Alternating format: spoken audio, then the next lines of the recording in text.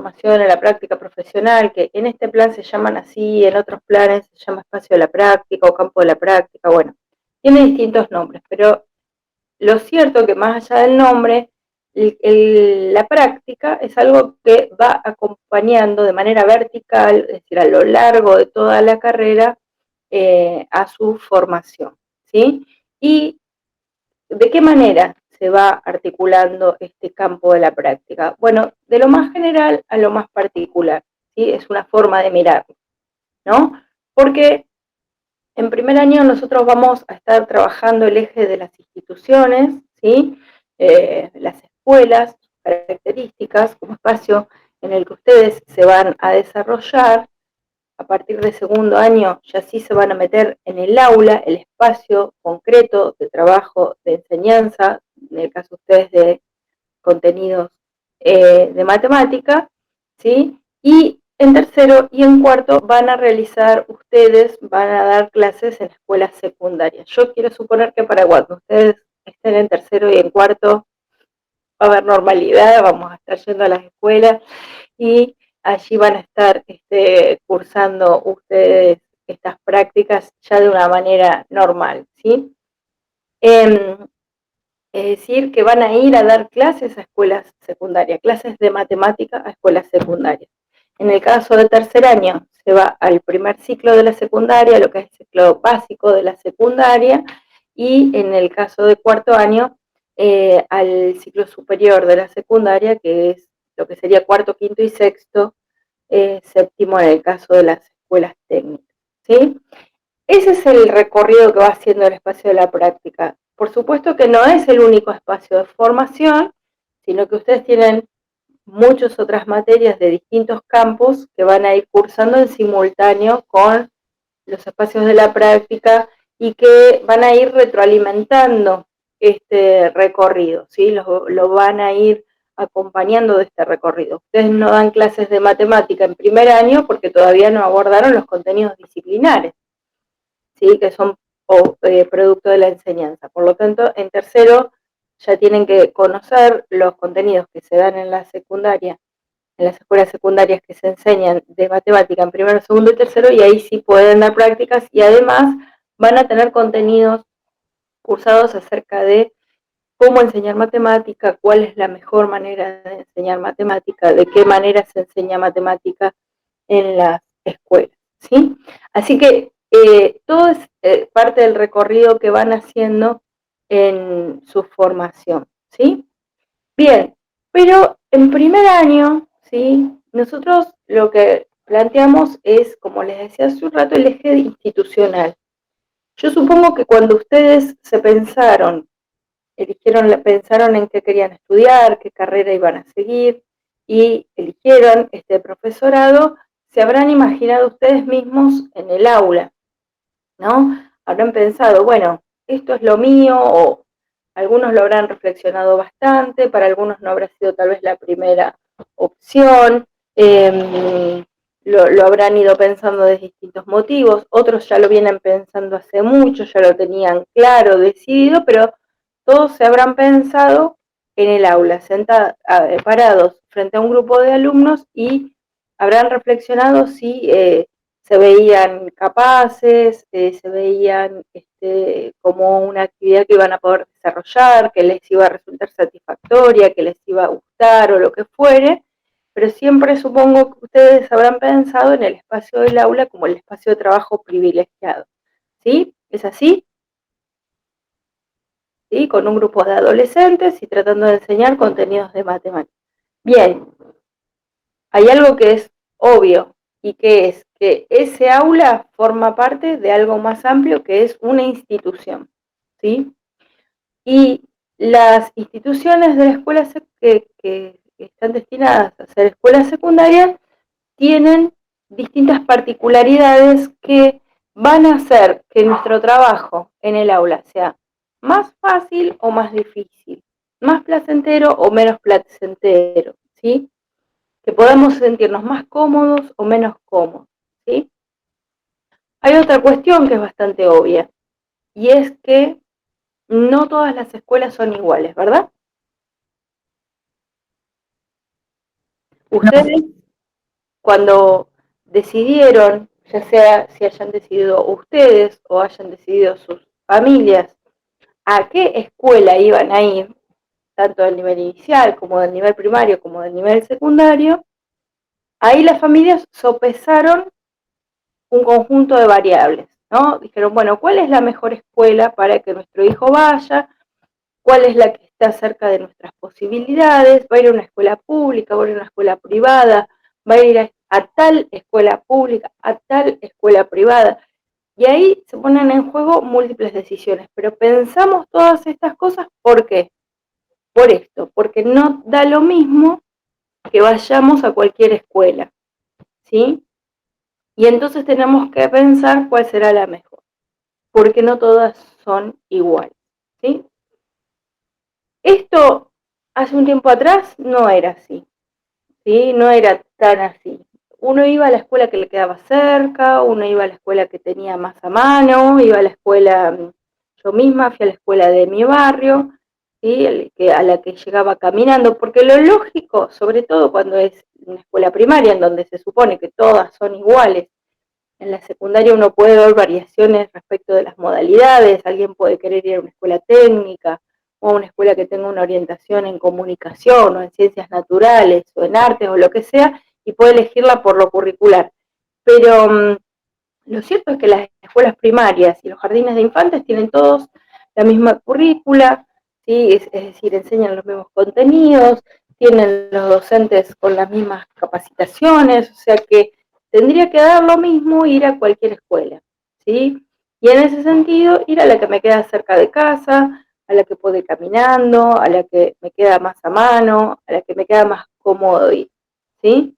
Sin embargo, no es lo que se observa. ¿Por qué piensan que ustedes que las escuelas son tan distintas hoy? Primero, si coinciden en esta mirada de que las escuelas son todas distintas, ¿sí? ¿Y por qué será que son todas distintas? ¿Qué piensan? Y porque hay muchas problemáticas sociales, hay mucha diferencia social entre las personas. No es lo mismo una escuela de un barrio que una escuela que por ahí está más en el centro. Y hay que tener en cuenta, un docente más que nada, qué le va a pedir al alumno, porque no le puedes pedir un manual en una escuela donde hay una problemática o donde no hay capacidad económica para comprar el manual. Bien, entonces vos, Alejandra, Sí, sí, Alejandra está poniendo acá una variable, que es las características, sobre todo socioeconómicas, de la matrícula. ¿Sería así? sí, para mí eso influye mucho. Bien, una variable que influye en los distintos tipos de instituciones que nos podemos encontrar es la variable socioeconómica de la matrícula que asiste a una escuela. ¿Se les ocurre alguna otra variable que pueda incidir? Sí, otra cosa que me parece que puede incidir es la parte edilicia y también el grupo, el equipo de trabajo que se desempeña en esa El institución. edificio, la capacidad edilicia. Bien, también es una variable. Alguien iba a hablar, discúlpeme.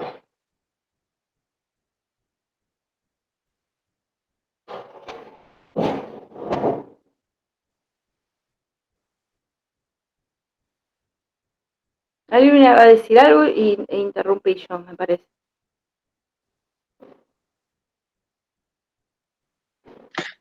Otra cosa que se me ocurre es el nivel educativo que tenga esa institución. No es lo mismo un jardín de infantes que una escuela secundaria. Totalmente, sí, pero inclusive yo digo la comparación entre niveles similares, ¿sí? Discúlpenme, pero están trabajando acá en mi casa y se va a escuchar un poco de ruido.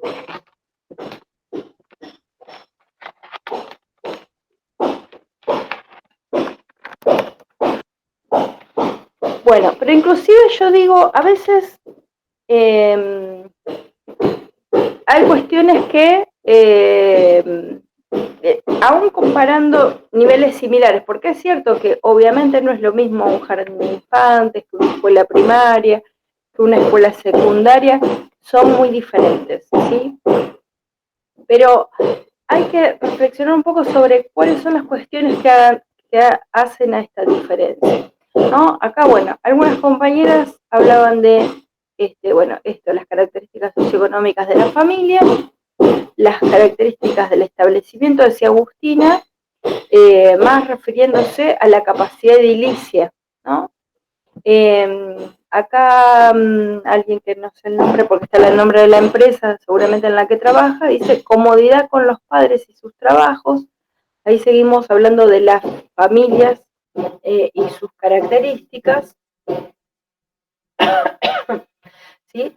Pero digamos, todo este proceso por el cual sabemos que las escuelas son diferentes es multicausal. Es cierto que las familias que asisten a esa escuela tienen que ver con las características de la escuela, porque los alumnos y sus familias forman parte de la organización institucional, ¿sí? Sus características socioeconómicas, sus características culturales. El nivel de enseñanza, ¿a qué te referís, Nazareno? El nivel de sí. Puede ser que, por ejemplo, un colegio privado con un público que sean distintos, el nivel, ¿no? Del aprendizaje que hay en esos colegios. La calidad educativa, decís vos, que brinda. Sí. Bueno, pero la pregunta también es en qué cosas inciden en la calidad educativa de una institución. Yo creo que el equipo docente que trabaja en esa institución. Bueno, el equipo docente también hace una variación, pero ¿a ustedes no les pasa que a veces conocen a algún docente que trabaja en escuelas distintas y trabaja de manera diferente? Con los recursos que tiene a mano.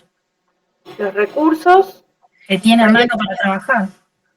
Por ahí el equipo también directivo que dirige digamos, a todo lo, digamos, por decir así, dirige al docente, tal vez en algunos colegios son más exigentes que en otros, y ahí también puede ser que varíe, digamos, de la capacidad, porque el docente en un lugar enseña lo mismo, diferente o con mayor calidad. La exigencia por ahí que tenga el equipo directivo, digamos. Bien. Bueno, el equipo directivo, fíjense todo lo que estamos hablando, de las familias, ¿sí? La primera compañera que habló decía más que nada la cuestión socioeconómica, yo le agregaría la cuestión cultural, ¿sí? Por ejemplo, el nivel educativo alcanzado por las familias. No es lo mismo que ustedes tengan estudiantes secundarios, que sea la primera generación que estudia la escuela, que puede tener posibilidades de culminar la escuela secundaria, que haya familias que tal vez no terminaron la escuela secundaria, pues porque la abandonaron o porque nunca llegaron a ese nivel, que sean hijos de profesionales que tienen títulos universitarios, o sea, la cultura académica familiar, no es decir que va a ser mejor o peor que nadie, ¿sí? Pero la cultura académica familiar va a acompañar las trayectorias educativas de esos alumnos de manera diferente. Entonces, familias de origen de los alumnos, características socioeconómicas, culturales, nivel educativo, el trabajo que tengan, como decía un compañero, todas esas cuestiones van a incidir en las características de la institución a la que asisten los alumnos. Y esto que incidan, no quiere decir que incidan ni favorablemente, ni en contra, ni que sea mejor, ni que sea peor. A veces hay prejuicios instalados, como que una escuela donde asisten familias de una clase social baja va a tener una peor calidad educativa que la escuela a la que asiste la clase media o clase alta, ¿sí? Ese es un prejuicio. A veces coincide con la realidad y a veces no coincide con la realidad, ¿sí? O sea, que puede pasar. Muchas veces uno observa que esto que yo les decía, que lo más natural es ir a la escuela que tengo cerca, pero hay muchas familias que viven en un barrio y mandan a su hijo a un barrio más alejado. Por ejemplo, viven en un barrio periférico, en un barrio de clase baja, y mandan a su hijo a la escuela del centro, ¿sí? A veces puede pasar que haya influencia también en colegios donde hay mucho, ¿cómo sale la palabra? Participación del sindicato, donde por ahí las maestras hay colegios donde por ahí hay mucho equipo docente que pertenece a un sindicato que hace siempre paros y en otros colegios por ahí no hay tanta incidencia del sindicato y no hacen paros. Puede ser también, También puede, sí, sí. puede variar el tema de por qué uno elige un colegio, o elige un colegio sí y otro no. Por ejemplo, en mi caso, a mí me pasó con mis hijos que van a yo tengo una hija en secundaria y una en primaria, yo cuando mi hija empezó la primaria, evalué ese tema. Si era una época de muchos paros, entonces dije, bueno, si ella va a un colegio privado, por ahí no va a hacer tantos paros que si va a un colegio público. Algo que, una de las tantas cosas que mire, obviamente, ¿no? Pero muchas veces eso también uno tiende a elegir colegios donde por ahí no haya, así sea público o privado, donde no haya tantos paros y los chicos pierdan por ahí días de clase y demás. Bien, sí, todas son variables que inciden, ¿sí? Pero hay una mirada de que hay escuelas que son mejores que otras, que a veces se las identifica con la matrícula que asiste, ¿sí? Bueno, si esta escuela está en un barrio de clase baja y asisten personas de clase baja, va a tener una calidad educativa inferior a la escuela que está en el centro donde asiste la clase media. Digo prejuicio porque esto no siempre es así, ¿sí? Pero está esta mirada, entonces una familia, uno le diría, ¿para qué pones a tu hijo en el colectivo todos los días o perdés un montón de tiempo acompañándolo hasta la escuela cuando tenés una escuela a 5 cuadras de tu casa? Bueno, porque pienso que esa otra escuela le va a dar mejores oportunidades y mejores posibilidades, ¿sí? Ahora bien, hay otras variables, lo edilicio que alguien lo planteó incide y mucho, ¿sí? Hay escuelas que están muy descuidadas, que los edificios se vienen abajo, que no hay comodidades para cursar. Esto lo estamos viendo bien en estos tiempos de pandemia, en donde hay que achicar, hay que buscar más espacios para que los chicos, los grupos puedan ser reducidos, exactamente como dice Agustina, y no encontramos lugar porque las aulas son muy chicas, ¿sí? Hubo escuelas que no pudieron habilitar directamente la presencialidad porque no tienen condiciones para poder permitirlo, ¿sí? Así que bueno, pero igual, aún que no estuviéramos en periodo de pandemia, bueno, las condiciones edilicias también pueden ser un factor. Y la otra cuestión que ustedes dijeron y que es interesante es los docentes que allí trabajan y el equipo directivo, ¿sí? El equipo directivo marca una diferencia grande en cómo funciona una institución.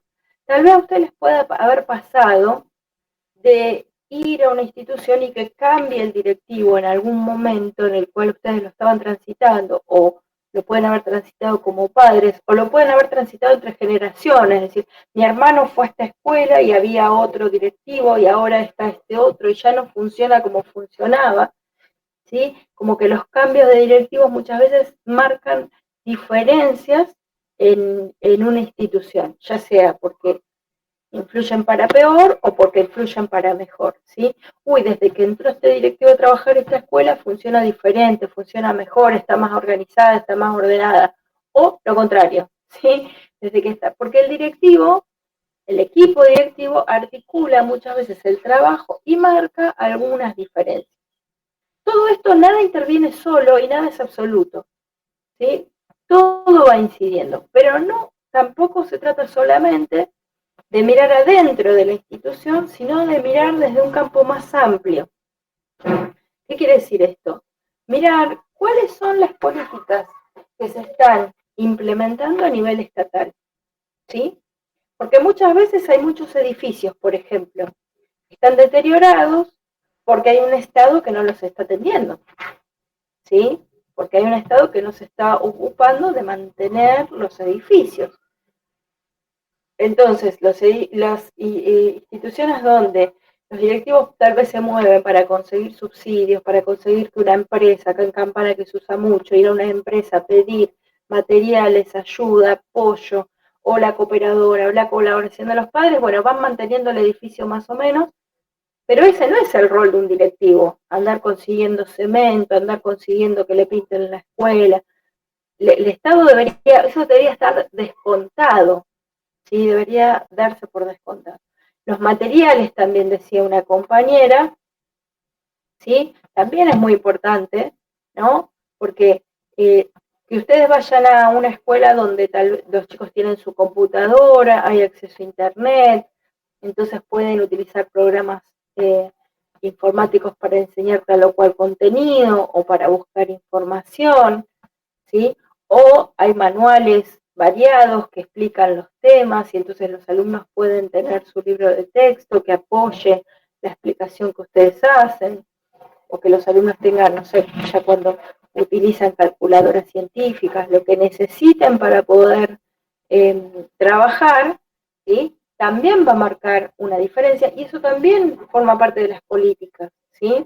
Hace unas décadas atrás hubo una fuerte inversión, por ejemplo, en libros educativos, ¿sí?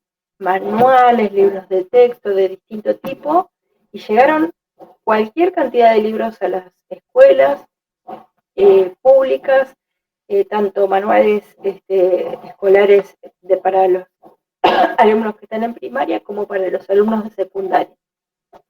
Y todo lo que significó la inversión de Conectar Igualdad. Bueno, esas son políticas que nosotros las vamos a llamar macroestructurales, ¿sí? Entonces, una pregunta, nosotros vamos a tener en la materia un recorrido que va de lo general a lo particular, ¿sí? Y vamos a empezar por acá, vamos a empezar reflexionando sobre cuáles son las políticas que se vienen aplicando en las escuelas secundarias, ¿sí? Para ver qué marco nos están dando para pensar las instituciones, porque tampoco el equipo directivo está en el vacío, ni los docentes están en el vacío. ¿Sí? Formamos parte de una sociedad y somos un engranaje más de todo un conjunto de políticas que se están implementando en un determinado momento, ¿sí? Como también lo es la situación socioeconómica que están pasando las familias, ¿no? Ustedes fíjense que la pandemia lo que hizo fue darle visibilidad a muchas cosas que ya estaban pasando, ¿no? De repente mucha gente se dio cuenta que había mucha desigualdad en el sistema educativo, porque empezaron todos, que hay chicos que pueden seguir las clases desde la casa y hay chicos que no, y hay chicos que tienen clases virtuales y hay otros que no, hay algunos que les acercan los cuadernillos y hay otros que no, ¿no es cierto? Toda esta discusión del año pasado y que continúa ahora, ¿no? Hay algunos que están pudiendo apostar a la presencialidad, pero como decíamos hace un rato, hay escuelas que todavía no pueden habilitarse. Bueno, pero esto ya existía, ¿sí? También vamos a hablar de esto, de que las trayectorias educativas de los jóvenes no son las mismas para todos, ¿sí? Porque no es lo mismo un chico que llega a su casa, un joven, que llega a su casa, tiene que buscar información, busca en internet la información que necesita, hace la tarea, si tiene alguna duda, tiene algún familiar que lo asista y lo ayude, porque tiene las herramientas para poder ayudarlo, ¿sí? Que un joven que llega, no tiene espacio en la casa para estudiar porque en la casa no tiene comodidades, porque tiene varios hermanos, porque son muchos conviviendo, tiene que quedarse a cuidar a los hermanos mientras los padres van a trabajar, nadie se fija qué pasó con su carpeta y nadie tiene las herramientas para poder ayudarlo, no tiene herramientas tecnológicas. Esto ya incidía antes en las trayectorias educativas de los jóvenes, ¿sí? O también instituciones en donde no hay continuidad en el trabajo que se desarrolla, ¿sí? Así que esta situación ya estaba, ¿no? Lo que sucede es que la pandemia, ¿qué hizo? Darle una mayor visibilidad y empeorar la situación, ¿no? Porque una situación que ya era difícil se empeoró, tanto a nivel educativo como a nivel estructural de las familias, porque las familias que tenían empleos precarios, ¿sí? Gente que trabajaba en el sector doméstico, gente que hacía changas, que estaba ahí, ¿no? Apenas para salir a flote se vino abajo. Y por más que hubo asistencia del Estado, bueno, la asistencia no compensa muchas veces las grandes dificultades que pasan las familias. O sea que ahí tenemos una situación en donde se agudizaron las dificultades, y los problemas. Pero esto ya existía, entonces tenemos políticas educativas, políticas sociales y económicas que van incidiendo en la dinámica que va teniendo el sistema educativo y que impactan en instituciones concretas con sujetos concretos que trabajan en esas instituciones y que familias que asisten, cuyos hijos asisten a esas instituciones. Y todas esas variables inciden en que las escuelas tengan tales o cuales características. Fíjense cuántas cosas para analizar y cuántas cosas para pensar, ¿sí? Entonces, el primer cuatrimestre nosotros vamos a hablar de todo este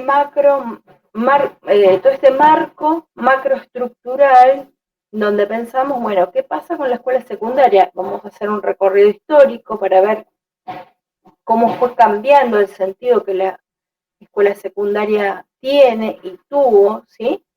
¿Ustedes saben desde cuándo es obligatoria la escuela secundaria?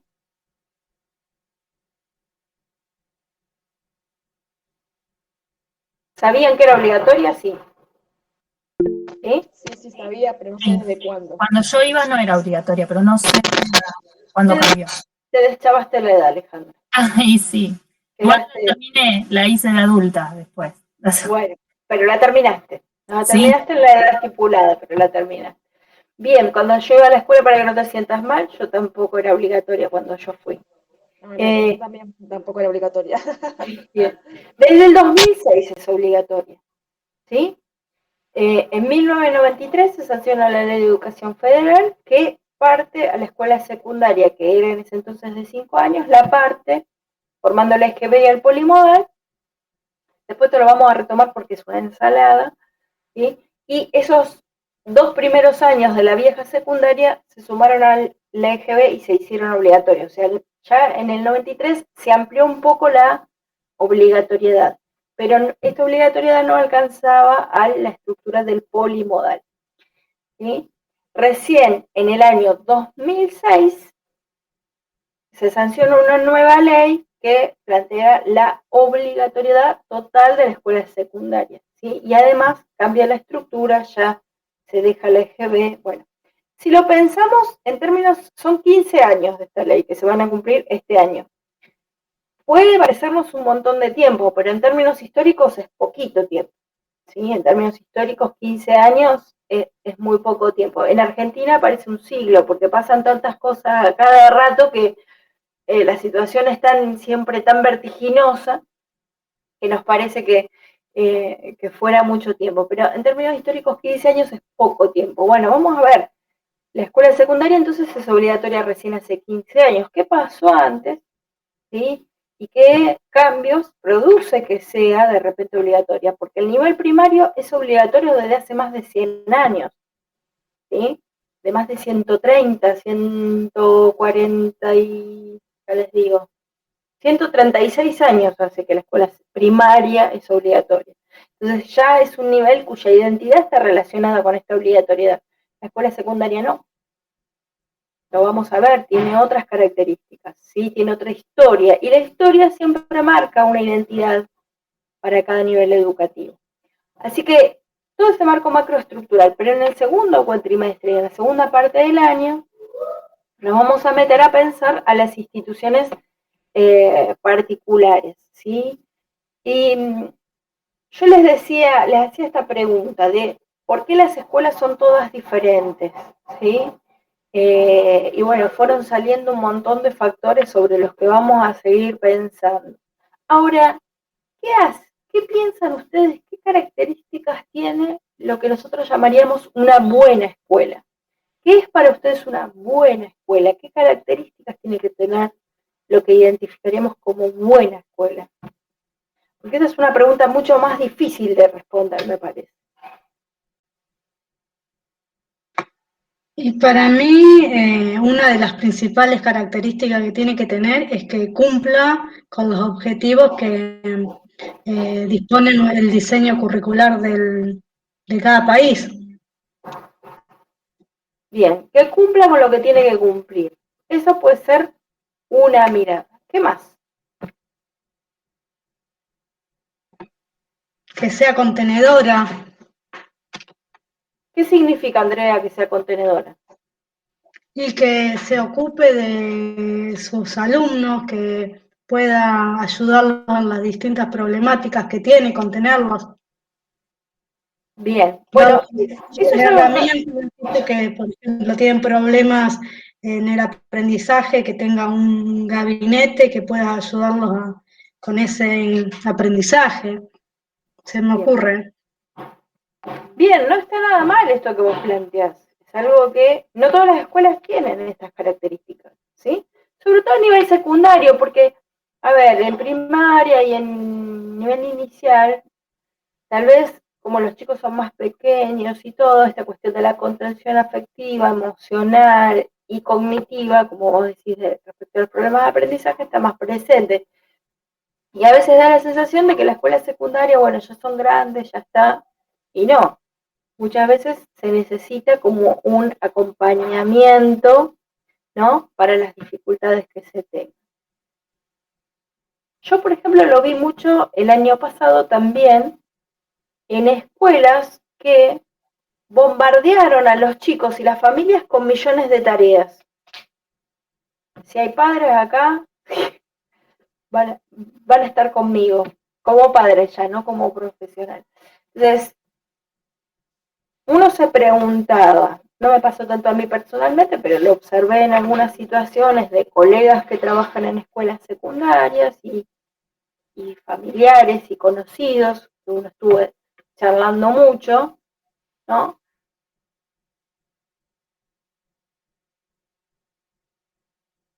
Todo privadas y con más, no generalistas, algunas, pero las escribe la familia virtual, ahora hay tareas. No se entiende, pero ¿No se escucha? estaba como tildado. Ahí está mejor.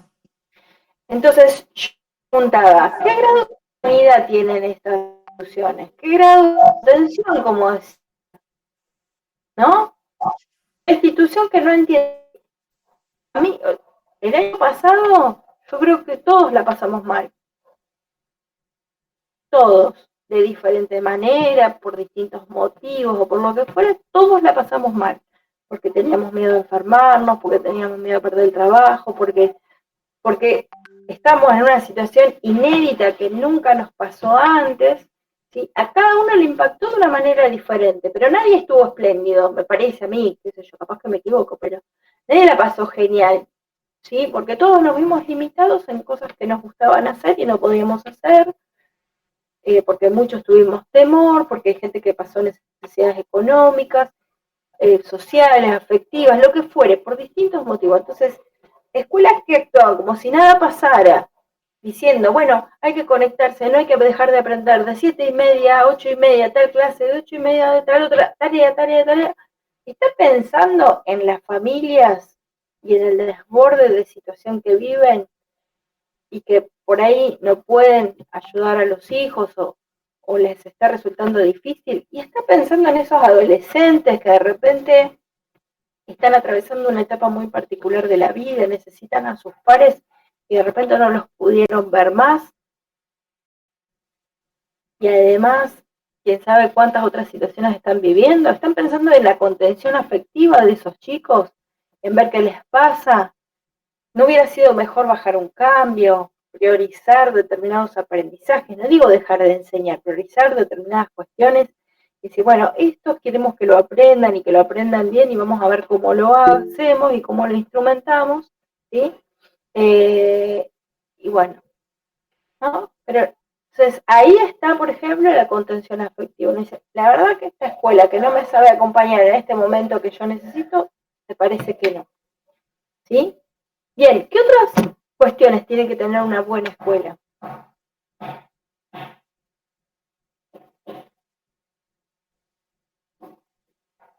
Sí, Agustina, esto coincido. Muchos adolescentes la pasaron mal. Peor que los niños muchas veces, porque los niños tal vez hasta disfrutan más de estar en casa con los padres, están en otra etapa.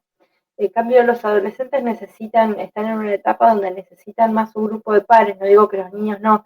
Es difícil generalizar en estas situaciones porque cada persona es distinta, cada situación familiar es distinta, pero bueno. Bueno, Valentín, buenos profesores. ¿Y qué es un buen profesor? Material de trabajo, bien. Fíjense, porque de cada cosa se nos abren preguntas. Acá Valentín dice buenos profesores, y uno dice, ¿qué es un buen profesor? Un profesor que enseña con pasión, dice Valentín, que será un profesor que exige mucho, será un profesor que exige poco, será un profesor que tiene buen humor, será un profesor que entra demasiado en confianza con los alumnos, será un profesor que los pone a competir entre sí, será un profesor que los pone a colaborar entre sí. Hay muchas formas de ser docente, ¿sí?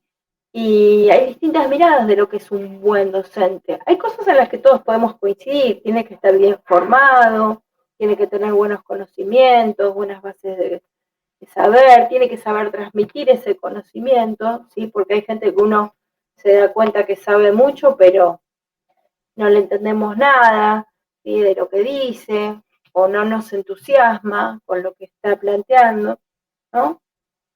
Es subjetivo, Nicolás, pero también es teórico y ustedes lo van a ir viendo a lo largo de la carrera. Hay materias como didáctica y como pedagogía que reflexionan acerca de esto, acerca de qué es ser un buen docente.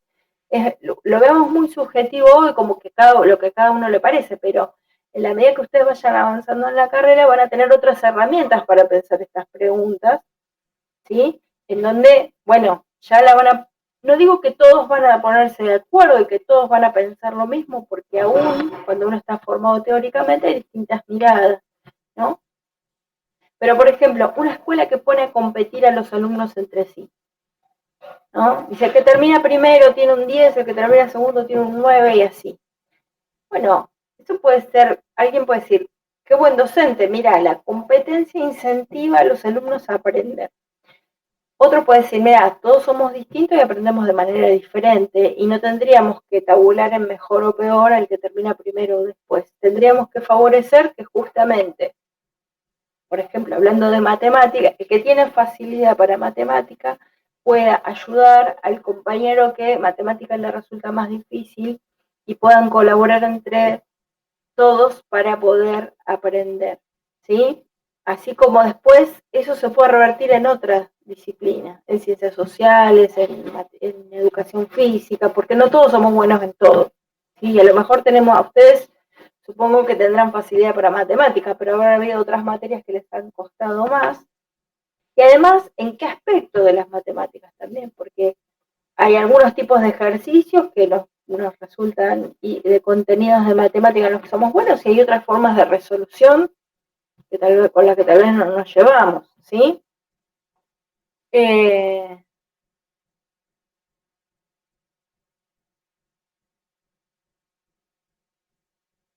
Tener una buena gestión, ¿sí? Ustedes van a ir viendo esto a lo largo de la carrera, van a ir formándose su propia mirada de esta situación, ¿sí? Y también cuando empiecen a trabajar, en general, el trabajo al principio es un poco desordenado, ¿sí? ¿Por qué? Porque agarran una suplencia acá, otra suplencia allá, una materia. Entonces van a ir recorriendo como distintas escuelas, ¿sí? Es raro que uno empiece a trabajar y listo, 20 horas en una escuela y ya me quedo acá. No, en general el trabajo van pasando por distintas instituciones. Y van a ver que se van a sentir más cómodos en unas con un estilo de gestión que con otro, en una escuela que en otra. ¿Sí? Y eso tiene que ver con su propia mirada que van a ir construyendo acerca de lo que es una buena escuela y cómo debería ser una buena escuela. ¿Sí? Y lo que sí me gustaría que a lo largo de este año, en la medida que lo vayamos viendo, les vaya quedando muy claro, es que el estilo de gestión institucional incide mucho sobre nuestro trabajo en el aula. Por ejemplo, una escuela donde el directivo quiere evitar el conflicto todo el tiempo, entonces siempre le da la razón a la familia. Digo, por decir, ¿sí? Entonces, claro, ustedes están enseñando, tienen, no sé, 10 alumnos que paviaron todo el año, que no les dieron bola, que qué sé yo, los desaprobaron. Ustedes intentaron, trataron de que todos aprendan, trataron de incentivarlos, les advirtieron, les mandaron una nota en el cuaderno comunicado a la familia, pero bueno, no hubo forma, los ustedes desaprobaron. Vienen las familias a quejarse y entonces el directivo te dice, y vas a tener que considerar, tomar otra cosa, dale, porque la familia. Entonces, ustedes no se van a sentir respaldados. Es decir, pero yo les di un montón de oportunidades. Entonces, ya si el alumno sabe que viene el padre y se queja y va a tener una respuesta, entonces, ¿qué autoridad puedo construir yo cuando se sabe que se puede, ¿sí? En cambio, no sé, una institución en donde estas cosas se trabajen más colectivamente, donde ustedes sientan que son escuchados en sus argumentaciones, que uno puede no tener razón en algún momento y reconocer, uy, mira, me equivoqué en esto, no significa que nos respalden, no significa que siempre tengamos la razón nosotros, sino que un director que verdaderamente medie entre lo que sucede en las familias, lo que sucede con el docente, cuáles son las distintas miradas de un problema, porque siempre hay distintas miradas de un problema, y se trate de llegar a una resolución conjunta, bueno, tal vez se sientan mucho más cómodos con esa situación, ¿sí?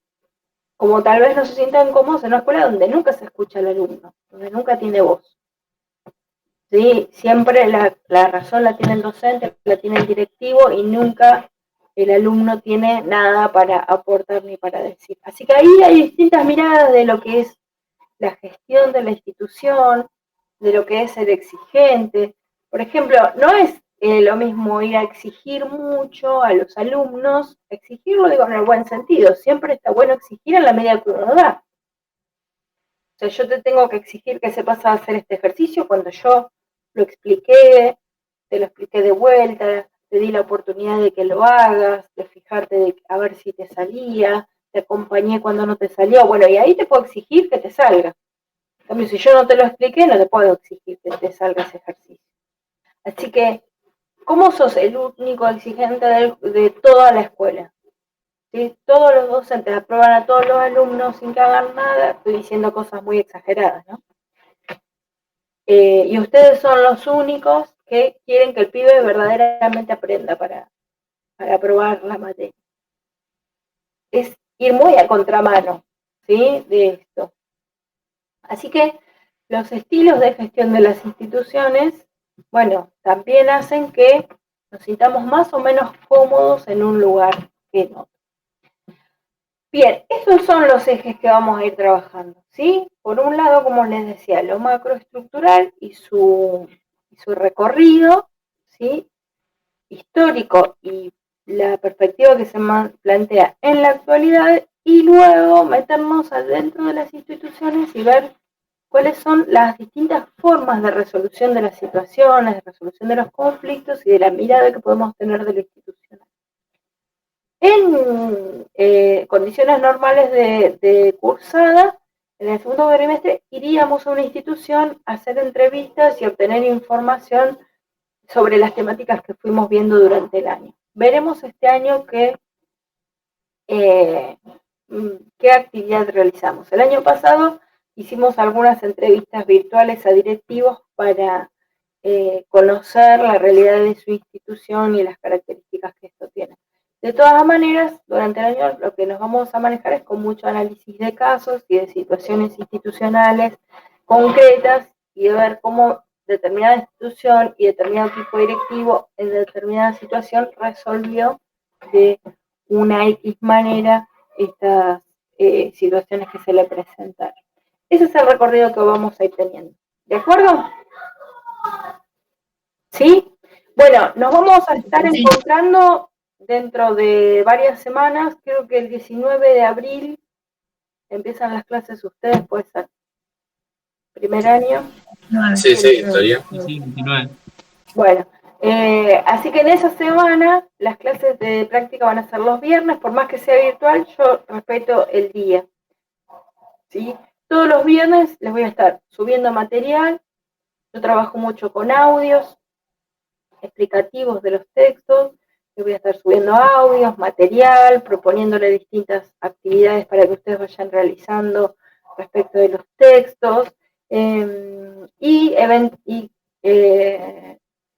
Cada 3 semanas o 4 tendremos un encuentro como este de simultaneidad para poder intercambiar acerca de las tareas que ustedes vienen realizando semana a semana. ¿De acuerdo? Sí, genial.